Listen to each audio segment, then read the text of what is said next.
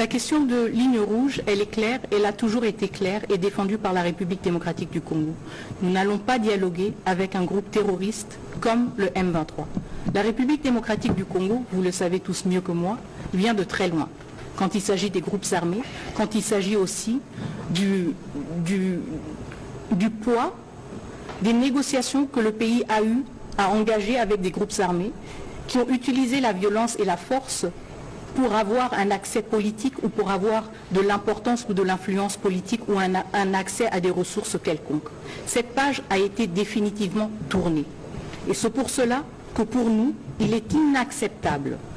Et je ne pense pas que la République démocratique du Congo soit une exception mondiale quand nous disons qu'il est inacceptable de négocier directement avec un groupe armé qui bombarde des camps de déplacés, qui tue et qui massacre des civils, qui viole des femmes, qui pille des ressources naturelles et qui est aussi coupable d'attaques contre des soldats de la paix.